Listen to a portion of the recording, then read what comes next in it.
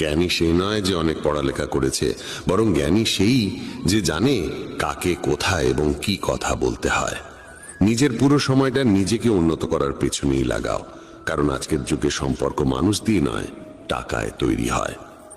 যখন যারা তোমাকে একদিন কামড়াতে চেয়েছিল তারাই যদি আজ চাটতে শুরু করে, বুঝে নিও সময় তোমারই হয়েছে।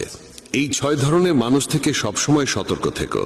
যারা সবসময় প্রশংসা করে, যারা অতিরিক্ত আপন ভাব দেখায়, যারা কথায় কথায় বদলে যায়, যারা প্রতারক ভালোবাসা দেয়, শত্রুর বন্ধুর মতো আচরণ করে, আর যারা পথ চলায় অচেনা। এক ঘন জঙ্গলের গভীরে সন্ধ্যার সময় কালো মেঘে ঢাকা আকাশের নিচে একটি গর্ভবতী হরিণী সন্তান প্রসব করতে চলেছিল। হঠাৎ এক বজ্রপাত এসে একটি শুকনো গাছে আঘাত করল এবং চারপাশে আগুন ছড়িয়ে পড়ল। আগুনের তাপে হরিণী নিজের বাসা ছেড়ে পালাতে বাধ্য হলো। সে সন্তান জন্ম দেওয়ার জন্য নদীর ধারে এলো এবং তৃষ্ণা মেটাতে নদীর পাড়ে গেল। তখনই বাঁদিকে ঝোপে কিছু শব্দ শুনতে পেল। চোখ তুলে দেখে ঝোপের আড়ালে এক শিকারী তার ওপর তীর তাক করে বসে আছে। এমনিতেই ভয় আর অস্থিরতায় ভরা মন নিয়ে সে যখন ডান দিকে মুখ ফেরালো, তখন দেখল এক ভয়ঙ্কর সিংহ উত পেতে বসে আছে। একদিকে শিকারী, অন্যদিকে সিংহ, তৃতীয় দিকে জ্বলন্ত বন, আর চতুর্থ দিকে গভীর নদী। চারদিকে মৃত্যুর ছায়া, কোনো দিকেই পালানোর পথ নেই। তখন হরিণী মনে মনে ভাবল, যখন মৃত্যু নিশ্চিত তখন ভয় পাওয়ার কি আছে? সাহসের সঙ্গে মরব। আগে জল খাই, পরে দেখা যাবে কি হয়। হরিণী একদম নির্ভয়ে শান্ত মনে জল খেতে লাগলো। হরিণীর শান্ততায় অভিভূত হয়ে ঠিক তখনই শিকারী তীর ছুঁড়তে উদ্যত হলো। কিন্তু ঠিক সেই মুহূর্তে বজ্রপাতের বিকট আওয়াজে শিকারীর হাত কেঁপে গেল, আর তার ছোড়া তীর গিয়ে সিংহের পায়ে বিঁধল। আহত সিংহ তখন রাগে গর্জে উঠল এবং শিকারীর দিকে তেড়ে গেল। প্রাণ বাঁচাতে শিকারী পালাতে লাগলো। সেই সময় শুরু হলো প্রবল বৃষ্টি, আর সেই বৃষ্টিতে জঙ্গলের আগুন নিভে গেল। জল খেয়ে হরিণী যখন মুখ তুলল, তখন দেখল সিংহ নেই, শিকারী নেই, আগুনও নিভে গেছে। সে দেরি না করে দ্রুত সেখান থেকে পালিয়ে গেল। নিরাপদ স্থানে পৌঁছে সে একে একে 4টি সন্তান প্রসব করল। এই গল্প আমাদের শেখায়, নেতিবাচক মানসিকতা দিয়ে কখনো ইতিবাচক জীবন গঠন করা যায় না। জীবনে এমন অনেক সময় আসে যখন মনে হয় চারপাশে কোনো পথ খোলা নেই, যেন সব দিক থেকেই বিপদের ঘেরাটোপে পড়ে গেছি। এমন সময়ে ভেঙে পড়া উচিত নয়, বরং সাহসের সঙ্গে যা সঠিক মনে হয় তাই করে যেতে হবে। কারণ যখন আপনি সাহসের সঙ্গে সমস্যার মুখোমুখি হন এবং ইতিবাচক চিন্তা করেন, তখন মনের মধ্যে আশার আলো জাগে, আর একবার যখন আশা জেগে ওঠে তখন অসম্ভবও সম্ভব হয়ে ওঠে। তাই কখনোই উদ্বিগ্ন বা হতাশ হয়ে হাল ছেড়ে দিও না। প্রথমে নিজের মন শান্ত করো এবং ইতিবাচকভাবে চিন্তা করো। যদি জীবনে কোনো কঠিন সময় আসে, ভয় পেও না, কারণ যারা পড়ে গিয়ে আবার উঠে দাঁড়ায় তারাই সত্যিকারে বিজয়ী। ঈশ্বর কৃষ্ণের ওপর বিশ্বাস রাখো, তিনি তোমার প্রতিটি সমস্যার সমাধান করবেনই। আমার সাফল্য দেখে অনেকেই অবাক হয়, কিন্তু কেউ আমার পায়ের ফোসকা দেখেনি। যদি সফল হতে চাও, তবে সময় আর পরিস্থিতির জন্য কাঁদা থামাও। মঞ্জিল দূরে হলেও ভয় করো না, কারণ নদী কখনো সাগরকে জিজ্ঞাসা করে না কতটা পথ এখনো বাকি। একজন শিক্ষক আর জীবন, এই দুটোর মধ্যে একটিই পার্থক্য। শিক্ষক প্রথমে পাঠ দান, তারপর পরীক্ষা নেন, আর জীবন প্রথমে পরীক্ষা নেয়, তারপর পাঠ শেখায়। জীবনে পড়ে যাওয়া ভালো, তবেই নিজের শক্তির পরিচয় মেলে। জলবিন্দু যখন সমুদ্রে পড়ে তখন তার নিজের কোনো অস্তিত্ব থাকে না, কিন্তু সেই একই বিন্দু যদি একটি পল্লবের উপর থাকে তখন তা মুক্তোর মতো ঝলমল করে। তেমনি তোমাকেও এমন একটি স্থান ও অবস্থানে পৌঁছতে হবে যেখানে তুমি মুক্তোর মতো জ্বলজ্বল করবে, কারণ ভিড়ের মধ্যে পরিচয় হারিয়ে যায়। অনেকদিন আগের কথা, এক গুরু তার শিষ্যদের উপদেশ দিচ্ছিলেন। তিনি বলছিলেন, যখনই তুমি একাগ্র মনে বসে গভীরভাবে ভাববে, তখন তোমার মনে হবে এই বিশ্ব, এই প্রকৃতি সবার জন্য সমান সুযোগ রেখেছে। এখানে প্রতিটি মানুষের জন্য অফুরন্ত সম্ভাবনা ও সম্পদ রয়েছে। যে যতটা নিতে চায় নিতে পারে, কিন্তু তুমি এটাও অনুভব করবে আমরা নিতে পারি না, আমরা অর্জন করতে পারি না, কারণ প্রতিটি জিনিস পাওয়ার একটা সঠিক উপায়, একটি পদ্ধতি এবং কিছু সূক্ষ্ম গোপন রহস্য আছে, যেগুলোর চর্চা করাই সাফল্য অর্জনের মূলে থাকে। এইটাই সেই সঠিক পথ। কে না চায় সফল হতে, কে না চায় সুখে থাকতে? তাহলে এমন কি আছে যা আমাদের এই সব কিছু পাওয়ার পথে বাধা হয়ে দাঁড়ায়? সেটি হলো আমাদের নিজেরই নেতিবাচক চিন্তা ভাবনা, আমাদের নিজের সঙ্গেই হওয়া নেতিবাচক কথোপকথন। আর এই কথোপকথনের উৎস আমাদের মন। এই মনই সবসময় এমন চিন্তা তৈরি করে যা আমাদের আত্মবিশ্বাসকে দুর্বল করে দেয় এবং আমাদের বোঝায় যে আমরা সেই সাফল্যের যোগ্যই নই। এটাই সেই সূক্ষ্ম রহস্য, নিজের মনের ভাবনাকে সঠিক দিশা দেওয়া, নেতিবাচক থেকে ইতিবাচকে পরিবর্তন করা, নিজের সঙ্গে ভালোভাবে কথা বলা আর নিজের ওপর বিশ্বাস রাখা। গুরুর কথাই ছিল, তোমার ভেতরে এমন কিছু রয়েছে যা তোমাকে সবচেয়ে কঠিন সময়েও হেরে যেতে দেয় না। মানুষ যখন বিষণ্ণ হয়, ক্লান্ত হয়, তখন প্রায়শই এমন কিছু করে ফেলে যা করা একদম উচিত নয়। নেতিবাচক অনুভূতির কারণে অনেক সময় আমাদের ভেতরের অন্ধকারটা বের হয়ে আসে আর আমরা ভুল পথে পা বাড়িয়ে ফেলি। গুরুবর এসব বলেই চলেছিলেন। ঠিক সেই সময় এক শিষ্য উঠে দাঁড়িয়ে প্রশ্ন করল, গুরুদেব, আপনি কি আমাদের বলতে পারেন কিভাবে আমরা নিজের ভেতরের খারাপ দিক আর নেতিবাচকতাকে মোকাবেলা করব, আর কিভাবে আমরা জীবনে ইতিবাচক ভাবনার সঙ্গে পথ চলব? গুরুবর মৃদু হাসি দিয়ে বললেন, সুখে থাকা ততটাও কঠিন নয় যতটা তোমরা ভাবো। শুধু আমাদের প্রতিদিন সকাল সন্ধ্যায় আমাদের চিন্তা ভাবনাগুলোর সঠিক দিশা দিতে হবে। প্রতিটা নতুন সকাল এক নতুন আশার আলো নিয়ে আসে, কারণ প্রতিটা নতুন দিন সঙ্গে করে নিয়ে আসে নতুন স্বপ্ন, নতুন প্রত্যাশা আর নতুন সুযোগ। তাই প্রতিটা দিনকে মন থেকে স্বাগত জানাও। কে জানে আগামীকাল কি হবে, কারণ আসছে সময়টা তো কেউ কখনো আগে থেকে দেখেনি। আমরা প্রায় ভাবি যে আমাদের সামনে একটা লম্বা জীবন পড়ে আছে। এটা ঠিক, কিন্তু এটাও একটা সত্যি যে জীবনের কোনো নিশ্চয়তা নেই। কখন কি ঘটে যাবে তা বলা খুব কঠিন। তাই প্রতিদিনকে একটা নতুন জন্ম ধরে নিয়ে বাঁচা শুরু করো। এই ভাবনায় যদি তুমি জীবন কাটাও, তবে কখনো নিজেকে একা বা দুঃখিত অনুভব করবে না, বরং তুমি নিজেকে, তোমার কাছের মানুষদের আরো গভীরভাবে ভালোবাসতে শুরু করবে এবং যা কিছু করবে পূর্ণ উদ্দীপনা আর উৎসাহ নিয়ে করবে। তোমার প্রতিটা দিন যাবে হাসি আর আনন্দে ভরে। গুরুবর আরো বললেন, যদি তুমি সফল হতে চাও, তবে কিছু কিছু জায়গায় তোমাকে আপোষ করতেই হবে। এটাই জীবনের নিয়ম। আরামদায়ক অবস্থায় থেকে তুমি কোনো বড় কিছু কখনো অর্জন করতে পারবে না। জীবনকে বদলে দিতে হলে তোমাকে নিজেকে বদলাতে হবে। তাই প্রতিটা পরিবর্তনকে হৃদয় দিয়ে গ্রহণ করো। যারা সময়ের সঙ্গে নিজেকে বদলাতে শিখে ফেলে, সাফল্য তাদের সঙ্গেই থাকে। যদি তোমার মনে হয় তোমার জীবনে খুব কষ্ট আর তুমি ক্লান্ত, তবে তোমার সমস্যার প্রতি দৃষ্টিভঙ্গি বদলাও, ভাবার ধরনটা বদলাও। পরিবর্তন যতই কঠিন হোক, তার মুখোমুখি হও। তোমার জানা নেই, কিন্তু তুমি তোমার নিজের ভাবনার চেয়ে অনেক বেশি শক্তিশালী।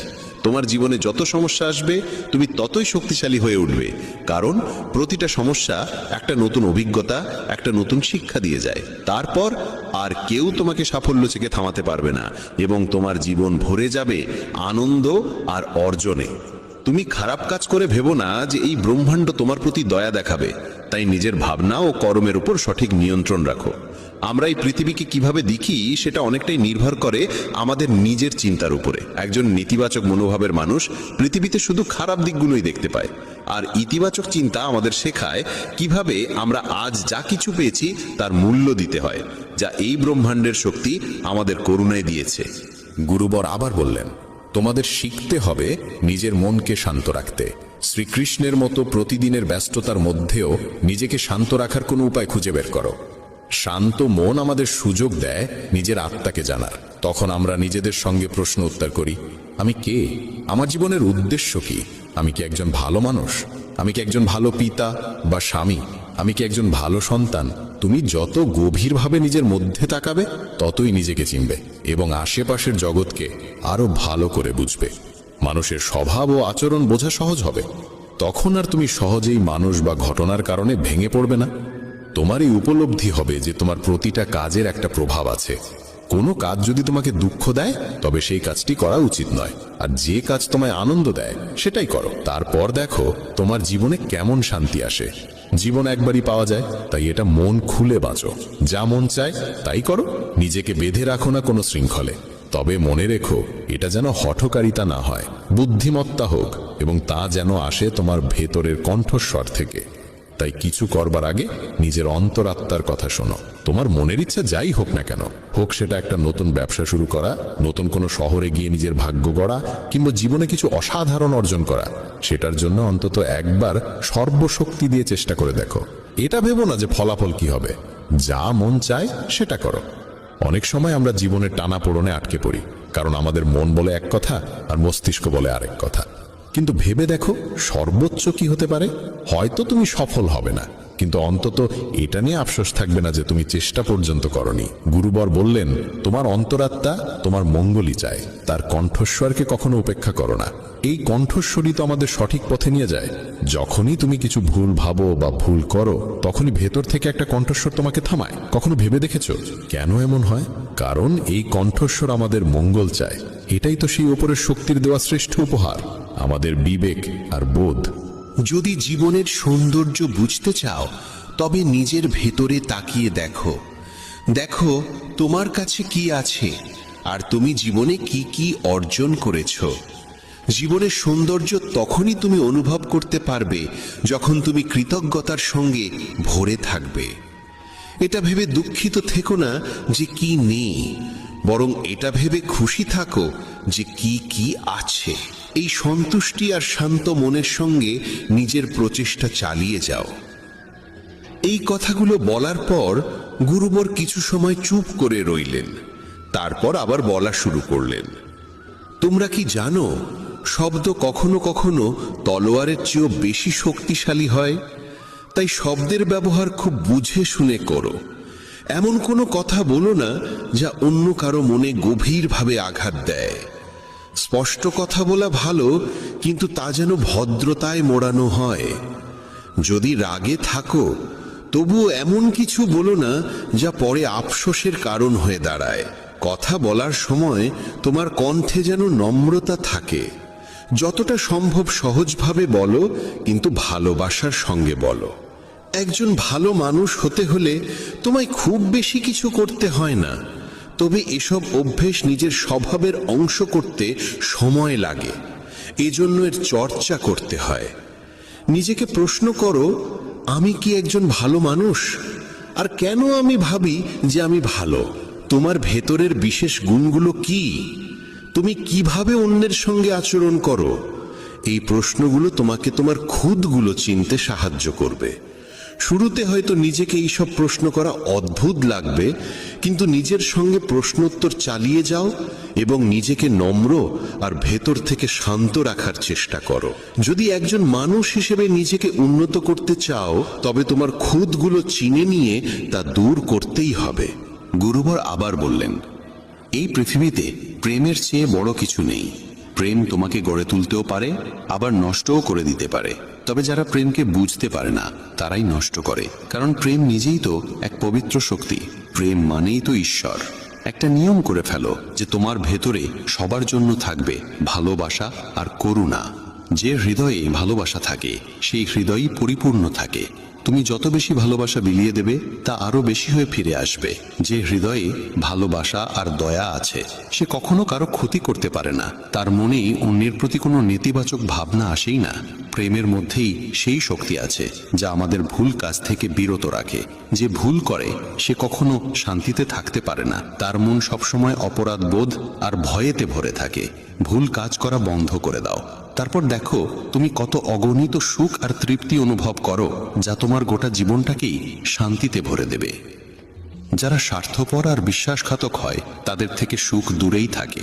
তারা যতই খুশির মুখোশ পরে থাকুক না কেন, ভেতরে ভেতরে তারা সবসময় কষ্টে থাকে। খারাপ কাজ আর খারাপ চিন্তা আমাদের কখনো সুখী হতে দেয় না। আর যেখানে সুখ, সেখানেই প্রেম থাকে। এইসব বলে গুরুবর তার উপদেশ শেষ করলেন এবং সমস্ত শিষ্য আবার তাদের দৈনন্দিন কাজে ফিরে গেল। বন্ধুরা, এই রকম ভাবনা নিজের মনে ধারণ করলে এবং চিন্তাগুলোকে ইতিবাচক রাখলে জীবনের রূপটাই বদলে যাবে। এই ভিডিও থেকে আমরা অনেক কিছু শিখলাম, যেমন নিজের সঙ্গে ইতিবাচক কথোপকথনের গুরুত্ব, নিজেকে অযোগ্য মনে করার বদলে নিজের গুণের কথা মনে রাখা, কারণ এতে আত্মবিশ্বাস বাড়ে। এই ভিডিওতে আমরা এও শিখলাম আমাদের নিজের অন্তরের কণ্ঠস্বর শুনতে হবে। আমাদের নিজের খুঁত, গুণ, লক্ষ্য সব স্পষ্টভাবে জানা উচিত। সব সময় ইতিবাচক চিন্তা করো, আর মনে রেখো, যদি তুমি একবার স্থির করে ফেলো তবে জীবনে কিছুই অসম্ভব নয়। এই ভিডিও আমাদের ভালো মানুষের গুরুত্বও শেখায়। ভালো হওয়া আসলে সফল হওয়ার চেয়েও জরুরি। পৃথিবীতে এমনিতেই অনেক খারাপ আছে, আর আমাদের ভেতরের খারাপ দিক আমাদের মানসিক ও শারীরিকভাবে দুর্বল করে তোলে। তাই যতটা সম্ভব নিজের মন আর চিন্তা পবিত্র রাখো। ভালো ভাবো, ভালো করো এবং নিজের ভেতরের খারাপিকে মাথা তুলতে দিও না। এসব কিছু করাটা একান্তই আমাদের হাতে। যেখানে যাবে সবার ভালো করো, কারণ এই ভালো কাজ থেকে যে আনন্দ মেলে তা কখনো মলিন হয় না। এই পৃথিবীতে ভালো মানুষের বড়ই অভাব। তাই যত পারো ভালো ভাবো আর ভালো করো। তাহলে আর দেরি কিসের? আজ এখন থেকেই তোমার স্বপ্ন পূরণে ঝাঁপিয়ে পড়ো। ভগবান শ্রীকৃষ্ণ ভগবত গীতায় বলেন, মনকে স্থির না করলে না তো কেউ সাফল্য লাভ করতে পারে, আর নাই পরমাত্মাকে উপলব্ধি করতে পারে। শ্রীমদ্ ভগবত গীতার 6ঠ অধ্যায়ে অর্জুন ভগবান শ্রীকৃষ্ণকে জিজ্ঞাসা করেন, হে প্রভু, যেমন বায়ুকে বশে আনা দুঃসাধ্য, তেমনি এই চঞ্চল মনকে নিয়ন্ত্রণ করাও আমার কাছে অত্যন্ত কঠিন বলে মনে হয়। বন্ধুদের বলি, এই প্রশ্ন করছেন সেই অর্জুন যিনি স্বর্গের অপ্সরার প্রলোভনকে এই বলে ফিরিয়ে দিয়েছিলেন, আপনি তো মাতৃতুল্য। যদি সেই অর্জুন এই প্রশ্ন করেন, তাহলে আমাদের মতো সাধারণ সাধকদের অবস্থান কতখানি? অর্জুনের এই প্রশ্নের উত্তরে ভগবান শ্রীকৃষ্ণ চঞ্চল ও মত্ত মনকে বশে আনার 2টি উপায় বলেছেন। ভগবান বলেন, হে অর্জুন, এই অস্থির মনকে নিয়ন্ত্রণ করার প্রথম উপায় হল অভ্যাস। অভ্যাস অর্থাৎ কোনো কর্মকে বারবার পুনরাবৃত্তি করে যাওয়া। মন যদি বিষয় ভোগের দিকে ছুটে যায়, তবে তাকে বারবার নিজের মধ্যে ফিরিয়ে আনতে হবে, তাকে স্থির করতেই হবে। সহজ ভাষায় বললে, অভ্যাস মানে হলো একটানা নিরন্তর ক্লান্তিহীনভাবে কোনো কার্য করে যাওয়া। যেমন নাম জপ, ধ্যান, কীর্তন, এই সবই তো এক একটি অভ্যাস। শ্রীকৃষ্ণ বলেন, যে ব্যক্তি সংসারের সমস্ত কামনা বাসনা ত্যাগ করতে পারে, সেই ব্যক্তি অনবরত অভ্যাসের মাধ্যমে নিজের মনকে বশে আনতে সক্ষম হয়। এরপর দ্বিতীয় উপায়ের কথা বললেন ভগবান, বৈরাগ্য। কিন্তু বন্ধুরা, এখানে বৈরাগ্যের অর্থ এই নয় যে গেরুয়া বস্ত্র পরে অরণ্যে চলে যেতে হবে। এখানে বৈরাগ্য মানে হলো আসক্তির অনুপস্থিতি, চিত্তের অচঞ্চলতা এবং নিরাসক্তভাবে জীবনযাপন করার মানসিকতা। সহজ ভাষায় বললে, বৈরাগ্য মানে হলো মনের ক্লান্তি। যখন মন আর সংসারে কোনো আনন্দ পায় না, তখন নিজেই শান্ত হয়ে যায়। অনেক সাধকের অভিজ্ঞতায় দেখা যায়, যেই মন এক সময় এক মুহূর্ত স্থির থাকতে পারত না, সেই মন এখন ধীরে ধীরে শান্ত হতে শুরু করেছে। এই উপায় সর্বত্র ও সর্বকালেই কার্যকর হয়। দেশে হোক বা বিদেশে, অশিক্ষিত হোক বা বিদ্বান, আপনি নিজেই পরীক্ষা করে দেখুন। বন্ধুরা, জ্ঞানীরা এই কথাও বলেছেন, করতে করতে অভ্যাসে জড়বুদ্ধিও হয়ে যায় সুজ্ঞানী। একটানা জল পড়তে থাকলে দড়ির মতো সূক্ষ্ম ধারা শিলার ওপরও চিহ্ন ফেলে যায়। তবে মনে রাখতে হবে, অভ্যাস ও বৈরাগ্য এই 2 উপায় কেবল তখনই কার্যকর হয় যখন সাধক নিজের লক্ষ্যে স্থির ও দৃঢ় থাকে। কারণ মন ও ইন্দ্রিয় অনেক শক্তিশালী, এরা অভিজ্ঞ সাধককেও টেনে নিয়ে যায় ভোগের দিকে। অনেক সাধক পরিশ্রম করেও বারংবার ইন্দ্রিয়ের দ্বারা পরাজিত হন। এমনকি যদি কোনো সাধকও বিষয় ভোগের চিন্তায় মগ্ন হয়ে পড়েন, তবে তার চরিত্রের পতন ঘটে। তাই ভগবান নির্দেশ দিয়েছেন, মন ও ইন্দ্রিয় সমূহ সহ আমার প্রতি পূর্ণভাবে সমর্পিত হও। বন্ধুরা, তখন ছিল ত্রেতা যুগ। পৃথিবীতে ধীরে ধীরে ধর্মের অবনতি ঘটছিল। ঋষিদের তপস্যায় বাধা আসতে শুরু করেছিল। মানুষের মন ছুটে বেড়াচ্ছিল বিপথে।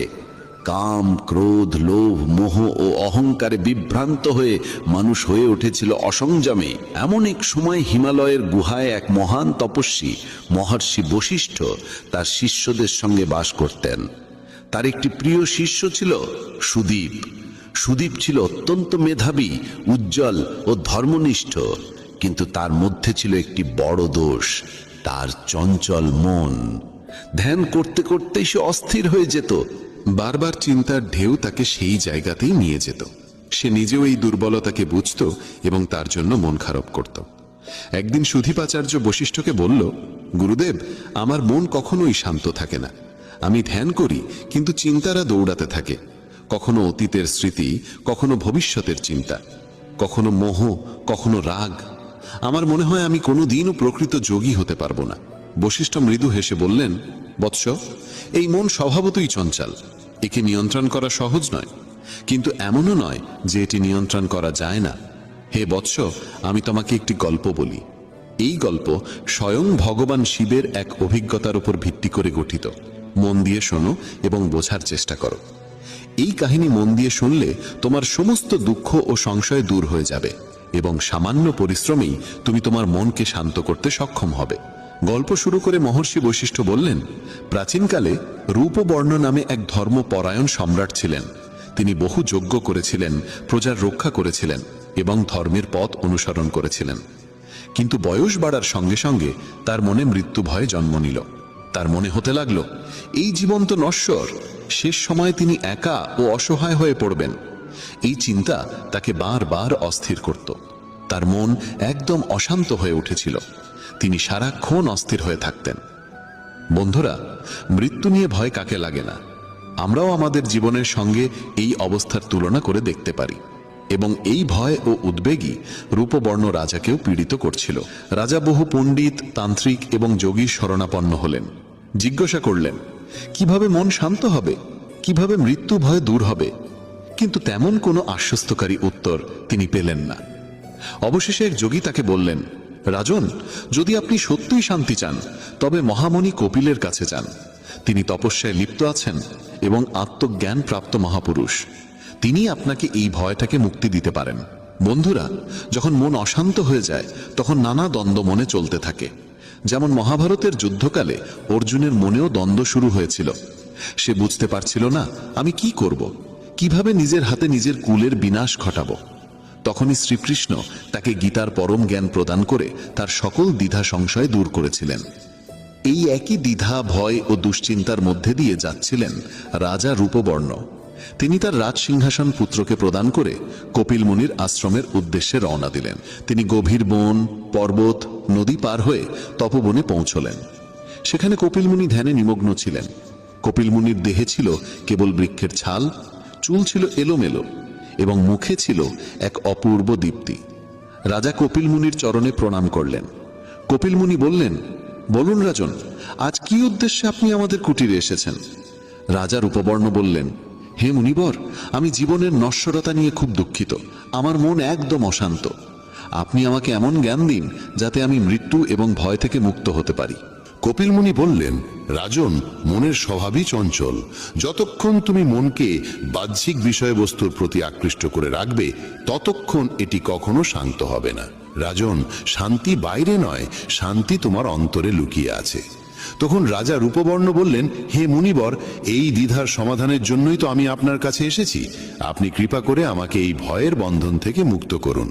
তখন কপিল মুনি বললেন, রাজন, এখন আমি তোমাকে ভগবান শিবের একটি প্রাচীন কাহিনী শোনাই। এই কাহিনী শ্রবণ করলেই তোমার মন সম্পূর্ণরূপে শান্ত হয়ে যাবে এবং তুমি চিরতরে ভয় ও উদ্বেগ থেকে মুক্তি পাবে। কথা শুরু করে কপিল মুনি বললেন, একবার ভগবান শিব কৈলাসে গভীর ধ্যানে নিমগ্ন ছিলেন। দেবী পার্বতী জিজ্ঞাসা করলেন, নাথ, আপনি সর্বদা ধ্যানে মগ্ন থাকেন কেন?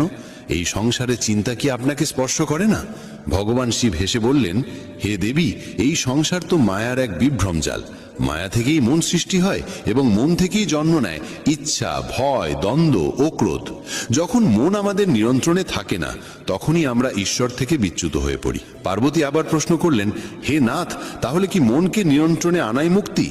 শিব বললেন, হ্যাঁ দেবী, একবার আমিও মনকে জয় করার জন্য গভীর তপস্যায় রত হয়েছিলাম। তখন আমি উপলব্ধি করেছিলাম যে মনকে জোর করে নয়, বরং তাকে বোঝার মাধ্যমে, তাকে ভালোবাসার দৃষ্টিতে দেখে ধীরে ধীরে স্নেহে নিয়ন্ত্রণে আনতে হয়। ভগবান শিব বললেন, একবার আমি সংকল্প করলাম যে 1 বছর আমি সম্পূর্ণরূপে মৌন থাকব, কোনো কথা নয়, কোনো সংলাপ নয়। আমি কেবল আমার মনকে পর্যবেক্ষণ করলাম। চিন্তারা আসছে এবং চলে যাচ্ছে, আবেগ জাগছে, আবার মিলিয়ে যাচ্ছে, কিন্তু আমি কোনো প্রতিক্রিয়া দিচ্ছি না। আমি কেবল একজন সত্যি সাক্ষীর মতো প্রত্যক্ষ করছিলাম। ধীরে ধীরে আমার অন্তরের অন্ধকার উন্মোচিত হতে লাগলো। আমি দেখলাম যে ক্রোধ, মোহ, কাম সবই মনেরই সৃষ্টি, ছায়ার মতো। যেমন সূর্যের আলোয় অন্ধকার থাকতে পারে না, তেমনি বোধের আলোয় মনের সমস্ত বিকার ধ্বংস হতে থাকে। শিব বললেন, যেদিন আমি সম্পূর্ণরূপে মৌন হলাম, সেদিন আমি নিজেকে উপলব্ধি করলাম। আমি না তো শরীর, না কোনো ভাবনা, না কোনো অহংকার, আমি কেবল চৈতন্য, আর সেই চৈতন্য থেকেই শান্তির উৎসার ঘটে। ভগবান শিবের কাহিনী শেষ করে কপিল মুনি রাজা রূপবর্ণকে বললেন, হে রাজন, শিবের এই মৌন সাধনা প্রমাণ করে যে মনকে জয় করার পথ কেবল ধ্যান, মৌনতা এবং সাক্ষীর অবস্থান। যখন তুমি তোমার অন্তরের ভাবনাগুলিকে আঁকড়ে ধরা বন্ধ করে দেবে, তখনই শান্তি তোমার স্বাভাবিক প্রকৃতি হয়ে উঠবে। রাজা জিজ্ঞেস করলেন, মুনিবর, কিন্তু আমি তো একটি রাজ্য চালাই, আমার কাছে প্রজার দায়িত্ব আছে, অনেক সিদ্ধান্ত নিতে হয়, কর্তব্য পালন করতে হয়। আমি এই রাজসিক জীবনের মধ্যে এটি কিভাবে সম্ভব করব? মুনি বললেন, হে রাজন, শান্তির অর্থ এই নয় যে তুমি তোমার সমস্ত দায়িত্ব ত্যাগ করো। শান্তির অর্থ হলো তুমি কর্ম করতে করতেই তোমার অন্তরে স্থিত থাকো। যেমন পদ্ম ফুল জলে থেকেও জলে ভেজে না, তেমনি তোমার মন কর্মের মধ্যে থেকেও অভ্যন্তরে মুক্ত ও অচঞ্চল থাকবে। কপিল মুনির চিন্তাধারায় রাজা রূপবর্ণ অত্যন্ত প্রভাবিত হলেন। তিনি মুনির চরণে প্রণাম করলেন এবং 1 বছর সেই আশ্রমেই থেকে গেলেন। তিনি মৌন সাধনা করতেন, ধ্যান করতেন। ধীরে ধীরে তার মন শান্ত হতে লাগলো। তার মনে চিন্তা আসতো, কিন্তু সে এখন সেগুলিকে কেবল দেখত, ধরা দিত না। একদিন তিনি ধ্যানে বসে একটি দিব্য অনুভূতির মধ্যে প্রবেশ করলেন। তার মন সম্পূর্ণরূপে শান্ত হয়ে গেল। সে নিজে নিজেতে স্থিত হয়ে গেল। তার অন্তর থেকে এক দেবীয় আলো বেরিয়ে এলো। সে অনুভব করল সে কেবল আত্মা, বিশুদ্ধ, চিরন্তন ও শান্ত। গুরু বশিষ্ঠ কাহিনী শেষ করলেন। শিষ্য সুদীপের চোখ দিয়ে অশ্রু ঝাড়তে লাগলো। সে বলল, গুরুদেব, এখন আমি বুঝেছি যে মনকে শান্ত করা কোনো যুদ্ধ নয়, এটা এক প্রেমপূর্ণ সাক্ষী হয়ে ওঠার যাত্রা। যখন আমি নিজেকে ভাবনার বাইরে দেখব, তখনই শান্তি নিজে থেকেই আমার অন্তরে আসবে। বশিষ্ঠ বললেন, বৎস, ধ্যান মানে কেবল চোখ বন্ধ করা নয়, এটা হলো এক দৃষ্টিভঙ্গির পরিবর্তন। যখন তুমি সংসারকে নয়, নিজেকে দেখতে শুরু করবে, তখনই তুমি নিজেই শিব হয়ে উঠবে। সুদীপ তপস্যা শুরু করলো। এখন সে ধ্যান করত, চিন্তা আসলেও তাদের চলে যেতে দিত। সে নিজেকে কেবল একজন সত্যি সাক্ষী হিসেবে দেখত। ধীরে ধীরে তার শক্তি অন্তর্মুখী হতে লাগলো। তার মুখে শান্তির দীপ্তি ছড়িয়ে পড়ল। তার বাক্য হয়ে উঠল মধুর, আর তার মন এক স্বচ্ছ আয়নার মতো নির্মল হয়ে উঠল। অবশেষে একদিন বশিষ্ঠ তাকে দীক্ষা দিলেন এবং বললেন, এখন তুমি নিজেকে জেনে গেছো, যাও এবং পৃথিবীকেও এই শিক্ষাই দাও, মনকে শান্ত করতে শেখো, কারণ এটাই হলো একমাত্র মুক্তির দ্বার। বন্ধুগণ, এই কাহিনী আমাদের শেখায় যে মনকে জোর করে নয়, ভালোবাসা দিয়ে সচেতনভাবে দেখে তবেই শান্ত করা যায়। যখন আমরা ভাবনাগুলিকে কেবল আসতে যেতে দিই এবং সেগুলিকে আঁকড়ে ধরা বন্ধ করি, তখন আমাদের অন্তর থেকেই শান্তির স্রোত প্রবাহিত হতে শুরু করে। শিব, কপিল মুনি এবং গুরু বশিষ্ঠ আমাদের সেই পথই দেখিয়েছেন যে শান্তি বাইরের কোনো বস্তুতে নেই, তা আমাদের নিজের অন্তরের গভীরে লুকিয়ে আছে।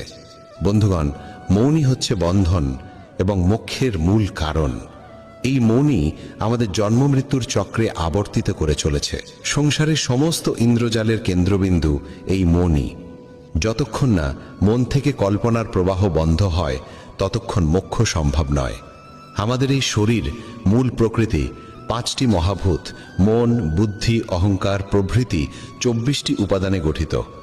মন 5 মহাভূতের থেকেই উদ্ভূত হয়, কিন্তু নিজে কোনো মূল কারণ নয়, তাই একে বিকৃতি বলা হয়। এটি ইন্দ্রিয়গুলির উপর রাজত্ব করে। মন না থাকলে ইন্দ্রিয়গুলি কখনো কোনো বস্তুতে আসক্ত হতে পারে না।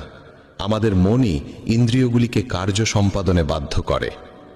রাজা পরীক্ষিতকে বোঝাতে গিয়ে পরমহংস সুপদেবজি মহারাজ বলেছিলেন, কখনো মনকে বন্ধু ভাবা উচিত নয়।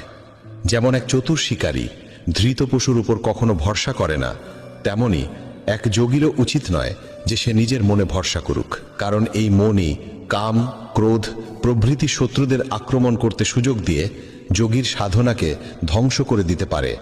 তাই মনকেই বলা হয়েছে মুখ্য এবং বন্ধনের মূল কারণ। মন মিথ্যা হলেও সেটি আত্মস্বরূপকে আচ্ছন্ন করে রাখে। কেবল ভগবান এবং গুরুর উপাসনার মাধ্যমে এই মনকে পরাস্ত করা যায়। মানুষের সুখ বা দুঃখের কারণ সে নিজে নয়, কোনো দেবতাও নয়।